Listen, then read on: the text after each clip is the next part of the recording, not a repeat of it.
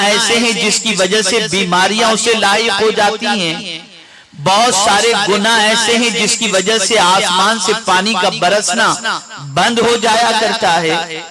بہت سارے گناہ ایسے ہیں جس کی وجہ سے زمین سے اناج نکلنا بند ہو جاتا ہے، بہت سارے گناہ ایسے ہیں جس کی وجہ سے خود بھی انسان تباہ ہوتا ہے، گھر بھی تباہ ہوتا ہے، رشتہ دار بھی تباہ ہوتے ہیں، قبیلہ بھی تباہ ہوتا ہے، محلہ بھی تباہ ہوتا ہے، شہر بھی تباہ ہوتا ہے، اور کبھی ملک بھی بعض گناہوں کی وجہ سے تباہی اور بربادی کے دہانے پر پہنچ جاتے ہیں۔ آج مجھے قرآن و حدیث کی روشنی میں آپ کو بتانا ہے کہ اگر واقعی آپ گناہ سے بچنا چاہتے ہیں تو گناہ سے بچنے کا علاج کیا ہے؟ کون سی چیز اختیار کریں جس کی بنیاد پر اللہ رب العزت جل جلالہ ہمیں گناہ سے بچا لے، ہمیں نافرمانی سے بچا لے، ہمیں برائی سے بچا لے، ہمیں عصیاں سے بچا لے، ہمیں اسم سے بچا لے۔ ہمیں اس طریقے کو قرآن کی روشنی میں تلاش کرنا ہے۔ ظاہر سی بات ہے، آج اگر معاشرہ برائیوں کی طرف بڑھ رہا ہے، اگر آج معاشرے کے اندر برائیاں پھیل رہی ہیں، آج ننگا پن پھیل رہا ہے، عریانیت پھیل رہی ہے، بے حیائیاں پھیل رہی ہیں، تو ایسا نہیں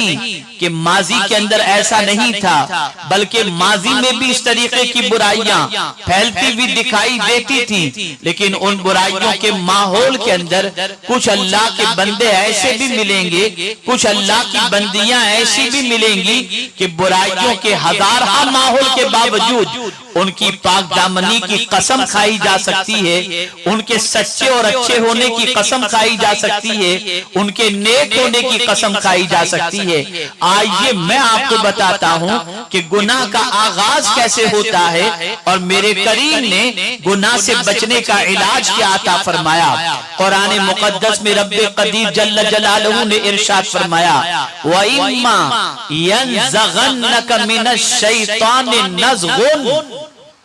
اور اے سننے والے، جب شیطان تجھے کچوکے دے، جب شیطان تجھے کچوکے دے، ٹھیس پہنچائے، وسوسے تیرے اندر پیدا کرے، اللہ اکبر۔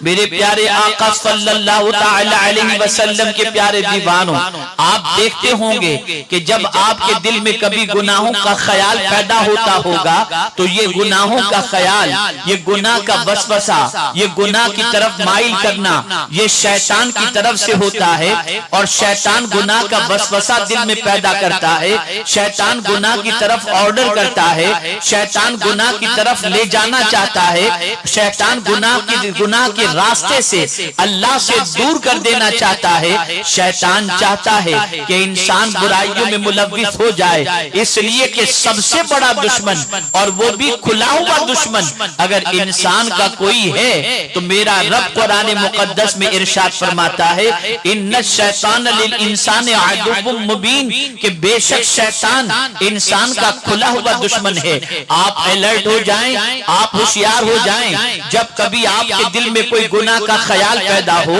جب کبھی آپ کے دل میں گناہ کا کوئی وسوسہ پیدا ہو، جب کبھی آپ کے دل کے اندر گناہ کے سلسلے میں کوئی جذبہ پیدا ہو، تو آپ اسی موقع پر کیا کریں؟ میرے کریم نے ایسا نہیں کہ گناہ کے حوالے سے انسان کے دل میں وسوسہ پیدا ہو اور قرآن کے ذریعے اللہ نے کسی تکلیف کا علاج نہ بتایا ہو۔ میرے کریم نے فرمایا جب شیطان تمہیں کچوکے دے، شیطان تمہارے اندر کچھ وسوسے پیدا کرے، فاستعذ باللہ، اللہ کی پناہ مانگ لو، اور جب تم اللہ کی پناہ مانگو گے تو میرے کریم کی شان یہ ہے، اگر وہ فرمائے کہ اللہ کی پناہ مانگو تو جب بندہ اللہ کی پناہ مانگتا ہے تو میرا مولا اسے پناہ عطا فرما دیا کرتا ہے۔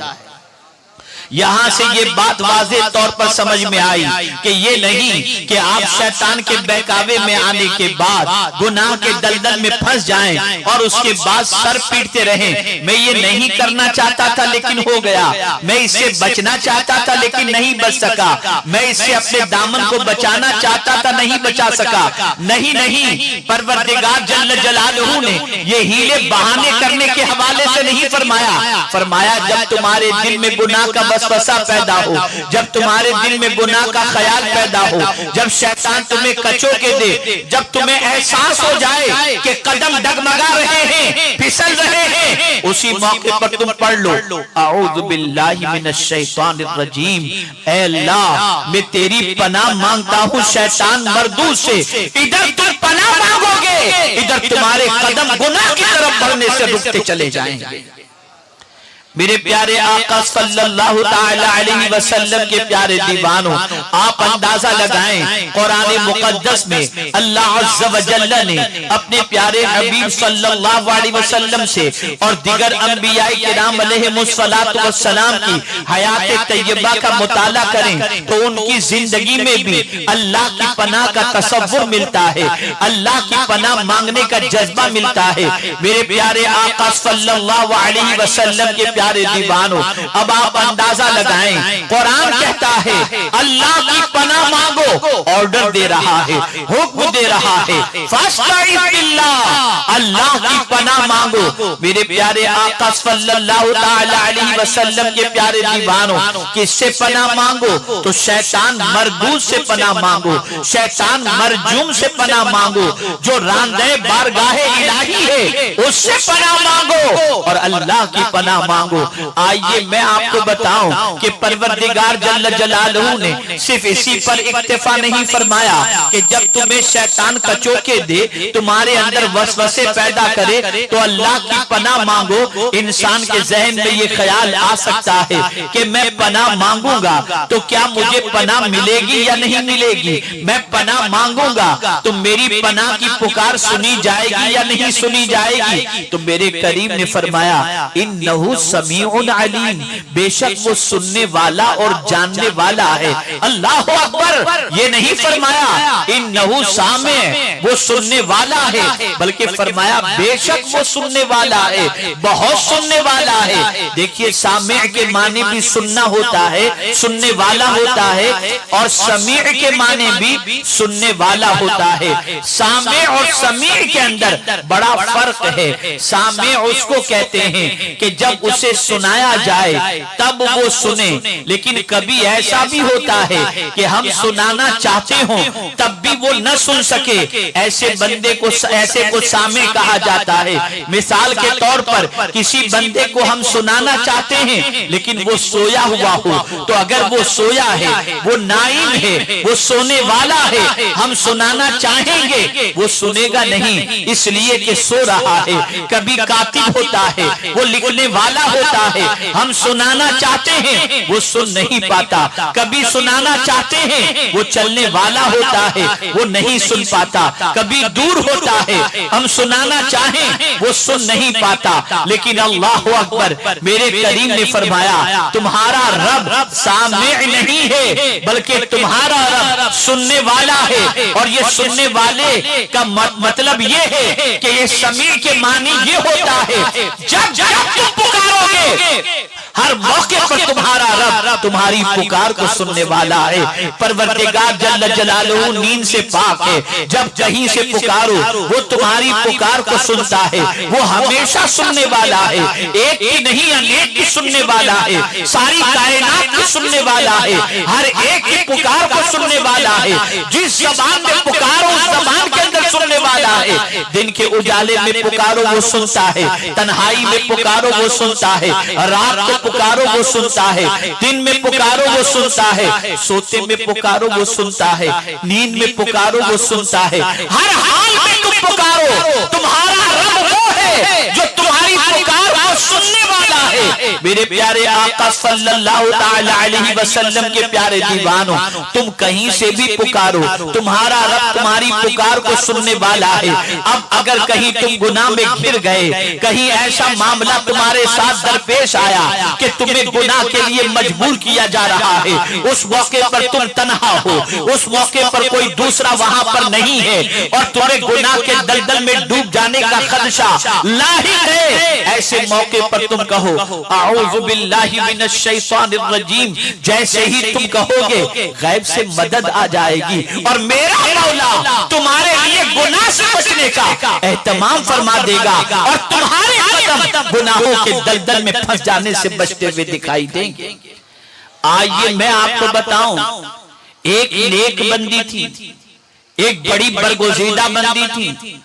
ایک نہایت عبادت گزار بندی تھی، ایک اللہ کی برگزیدہ بندی صالحہ بندی تھی۔ جانتے ہیں آپ، ایک شخص کی نیت ان کے اوپر خراب ہوئی، جیسے تیسے کر کے انہیں اپنے قبضے میں کرنے کی کوشش کی اور انہیں پا لیا، اور پا لینے کے بعد اپنے محل میں لے کر کے آیا۔ جب محل میں لے کر کے آیا تو آنے کے بعد اس نے دروازے سارے بند کرنے شروع کر دیے۔ اس عورت کو محسوس ہوا کہ اب میرے لیے بچنے کی کوئی صورت نہیں ہے، اب بچنے کے میرے لیے کوئی راہ نہیں ہے۔ اللہ اکبر! اس نے جب ہر طرف سے دیکھا کہ اب میری آبرو کا تحفظ ناممکن سا نظر آ رہا ہے اور میری آبرو کا بچنا بہت مشکل ہے، اور ہو سکتا ہے میری آبرو تار تار ہو جائے، میری عزت برباد ہو جائے، میری عزت خاک میں مل جائے، اسی موقع پر خیال آیا کہ یہاں اس گھر کے اندر ایک ٹیریس ہے، اس گھر کے اندر ایک چھت ہے۔ اس نے فوراً اس شخص سے کہا میں تھوڑی دیر کے لیے چھت پہ جانا چاہتی ہوں جہاں پر بیت الخلا ہے، تاکہ میں فارغ ہو کر کے آ جاؤں۔ اس شخص نے سوچا محل کی چھت پر جانے کے بعد یہ عورت بھاگ تو نہیں سکتی۔ اللہ اکبر! وہ چھت پر چڑھی اور چھت پر چڑھنے کے بعد اس نے ارادہ کیا اب ایک ہی صورت ہے کہ میں چھت سے چھلانگ لگا کر نیچے آ جاؤں تاکہ جان چلی جائے، یہ تو گوارا ہے لیکن عزت و آبرو نہ جانی چاہیے۔ اللہ اکبر! خیال آیا میرے شیخ، میرے مرشد حضرت نقشبند رحمت اللہ تعالی علیہ، ان کو میں کیوں نہ پکاروں؟ چھت سے چھلانگ لگاتی ہے اور چھلانگ لگاتے وقت آواز لگاتی ہے میرے شیخ اللہ کے لیے میری مدد فرمائیں۔ یہ کہتے ہوئے چھت سے چھلانگ لگائی، جیسے ہی نیچے آتی ہے تو کیا دیکھتی ہے؟ اپنے شیخ کے ہاتھوں میں وہ موجود ہے۔ اللہ اکبر! حضرت نقشبند رحمت اللہ تعالی علیہ سے پوچھتی ہے حضرت آپ اتنا طویل سفر کر کے یہاں کیسے پہنچے؟ فرمایا تو چھت سے چلی تھی، میں وہاں سے چلا تھا اور اللہ کے فضل سے میں نے تجھے اپنے دامن میں پناہ عطا فرما دی۔ پتہ یہ چلا جب کوئی عورت گناہ سے بچنا چاہتی ہے تو اللہ عز و جل اسے گناہ سے بچنے کا اہتمام فرما دیتا ہے، اسے گناہ سے بچا لیتا ہے۔ اللہ کی پناہ میں آ جاؤ، تمہیں گناہ سے امان مل جائے گی۔ یاد رکھو گناہ کے دلدل میں پھنسنے سے دنیا بھی برباد ہوتی ہے اور آخرت بھی برباد ہوتی ہے۔ دنیا کا کوئی شخص ایسا نہیں جو گناہ اور بد کرداری کی سزا کو برداشت کرنے کی طاقت رکھتا ہو۔ دنیا کا کوئی شخص ایسا نہیں جو اللہ کی نافرمانی کے عذاب کو برداشت کرنے کی طاقت رکھتا ہو۔ آپ ذرا سوچیں اور اندازہ لگائیں، آج کی پوزیشن یہ ہے کہ انسان چھوٹے گناہ کو بھی کرتا ہے، بڑے گناہ کو بھی کرتا ہے۔ ماحول بدل رہا ہے، سوسائٹی بدل رہی ہے، معاشرہ بدل رہا ہے اور بڑی تیزی کے ساتھ انسان گناہوں کی طرف بڑھ رہا ہے۔ میں آپ سے پوچھنا چاہتا ہوں یہ گناہ کی زندگی کب تک رہے گی؟ گناہ کب تک کرو گے؟ جب تک تمہاری جوانی ہے اس وقت تک تم گناہ کی لذت سے آشنائی اور آراستگی حاصل کرو گے، لیکن جب جوانی ختم ہوگی تو یہی گناہ تمہارے ضمیر کو جھنجھوڑیں گے، یہی گناہ تمہارے چین و سکون کو برباد کر دیں گے، یہی گناہ تمہارے دل کے اندر بے قراری پیدا کر دیں گے، یہی گناہ تمہیں تباہی اور بربادی کے دہانے پر پہنچا دیں گے، اور اس کے بعد تمہارا بڑھاپا اطمینان سے نہیں گزرے گا، تمہارا بڑھاپا سکون سے نہیں گزرے گا، تمہارا بڑھاپا چین سے نہیں گزرے گا۔ آئیے میں آپ کو بتاؤں اللہ کے برگزیدہ بندوں کا عالم کیا تھا اور اللہ کی برگزیدہ بندیوں کا عالم کیا تھا۔ وہ کس طریقے سے شیطان سے اپنی بچیوں کو، اپنے بچوں کو اور اپنی بچیوں کی اولاد کو شیطان سے اللہ کی پناہ میں دیتے تھے۔ قرآن کہتا ہے حضرت مریم رضی اللہ تعالی عنہ کی والدہ نے اللہ کی بارگاہ میں عرض کیا، قرآن کہتا ہے وَإِنِّي أُعِيذُهَا بِكَ وَذُرِّيَّتَهَا بِكَ مِنَ الشَّيْطَانِ الرَّجِيمِ أَوْ كَمَا قَالَ۔ اللہ اکبر! انہوں نے اللہ کی بارگاہ میں دعا کی، اے اللہ اس کو تیری پناہ میں دیتی ہوں، یعنی حضرت مریم کو اور اور اس کی اولاد کو تیری پناہ میں دیتی ہوں شیطان مردود سے۔ اللہ اللہ، اللہ کی برگزیدہ بندیاں بھی اپنی بیٹیوں کو اللہ کی پناہ میں دے دیا کرتی، اللہ کی پناہ میں دینے کے بعد انہیں اطمینان ہو جاتا کہ شیطان کی شرارت سے اللہ ان کی حفاظت فرمائے گا، شیطان کے مکر و فریب سے اللہ ان کی حفاظت فرمائے گا۔ یہ بات اچھی طرح سے ذہن میں رکھیں، بڑا فرق ہے شیطان سے بچنے والے اللہ کے برگزیدہ بندوں کے اندر اور شیطان کے بھائیوں کے اندر۔ آئیے میں آپ کو بتاؤں، قرآن نے ایک طبقے کا ذکر کیا